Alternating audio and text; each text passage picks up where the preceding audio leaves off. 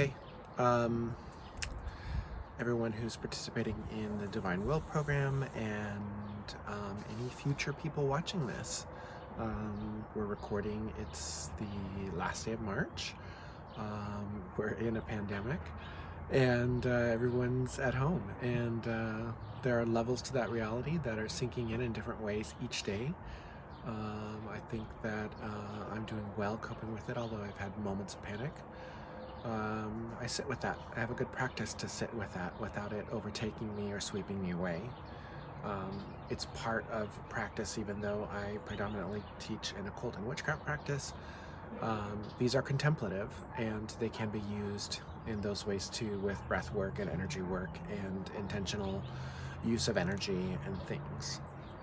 So I just wanted to preface that in here because I had this moment where I was thinking about these videos and them being viewed by other people at some other date, who are not in this present time stream, are in a different future time stream, and looking back at these things and going, wow, we were there, or those people were there, and we are. So the Divine Will meditation that we did was the will to act, and wow, I did not expect that. I've done these meditations before, but I don't remember it being that specifically intense for me. I know one of you has already messaged me to say that you had tears during that meditation. I felt like it was very moving. So there's a couple of things that I wanted to talk about in that particular meditation. One of them was the linking of the angelic energy, the divine self, with the lower self. I think all of you have access to the sort of like level 1 materials that I have, which is the breath work, which is the moving of energy, which is the earth sky breathing, which is the 3 souls breathing. All of that is doing that linking process in little bitty ways over a period of time, so that when you come into great works like this, when you're doing big things, when you're actually tapping into angelic forces and the lower self, you already have a well-worn path between those planes of mind and soul and existence.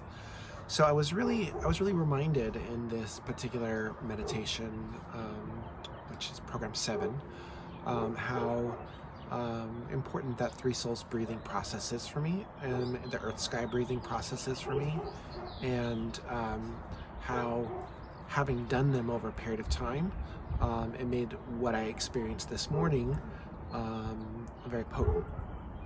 So it's not to say that if you haven't done those, or you've just started doing those, you missed something, right? The Divine Will series is a channeled series of space being held for you to connect with the energy of a great one that's associated with that 7 sister star system. This great one that appears to us in each of the meditations may appear differently depending on who we are.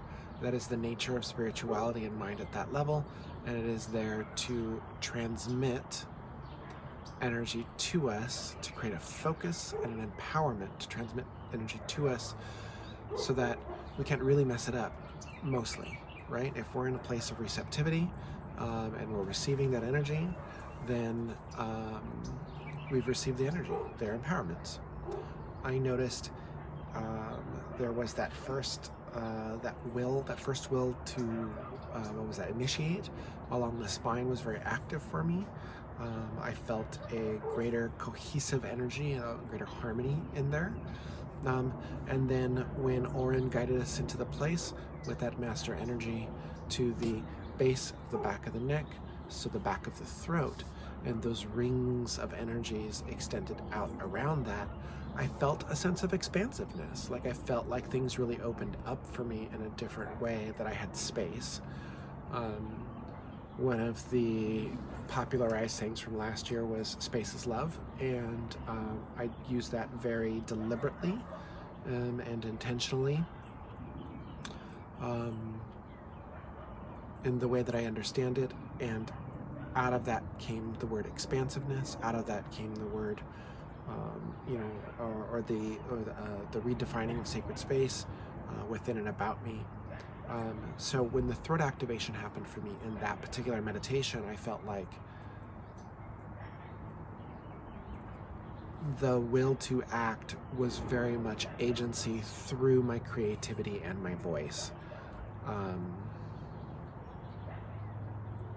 It was amazing. It really was amazing. And I'm just going to point out that I did it. How did I do this meditation? Well, I'm in my pajamas. I was in my bedroom, and I was under the cloak of my comforter, very, very magical cloak of sleep. And I chose that time to put on my headphones and to sit in bed and to experience the energies again, to touch upon previous meditations and run the energies for this one, to be present and aware to see how that happened. The world is experiencing something really hard right now. I invite you to consider how this activation at the throat, how this alignment of the higher and lower for you expands in your world. How are you of service with this work? That's not to create spiritual ego around this. That's to create agency, attention, awareness, and invite love into those places in the way that you can act differently and be present. Showing up and being present is a very different thing. Largely, it's a media-driven thing at this point, with saviors like Zoom and Instagram Live.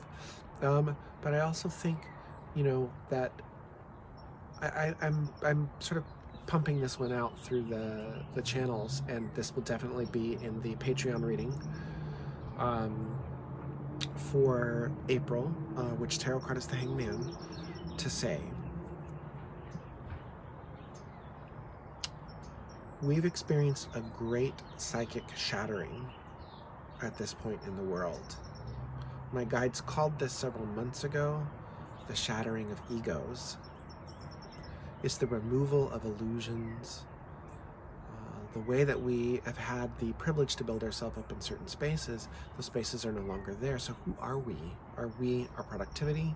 Are we our desirability in a capitalistic culture? Or are we human beings who are connected to Earth and our hearts and our bodies and are being present for each other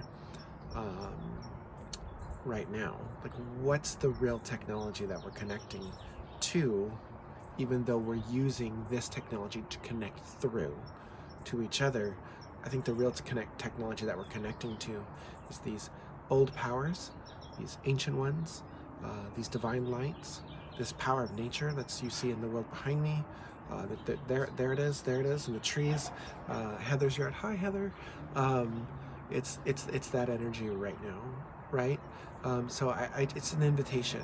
As you explore this, these meditations are not for escape, although escapism is wonderful and beautiful and good, and you should allow yourself to escape. If you're taken into a very high place and you don't remember a lot of things, do it again. Maybe you received a deep healing there. I did. I got a connection with Archangel Raphael. His name means medicine of God. It's a divine physician. I had a lot of work done on me mentally at that level. But I just want to say that when we retrieve energy from these meditations, when we come back with the empowerment, as we did with the throat, this linking sort of thing, this very creative center that's related to our mental body,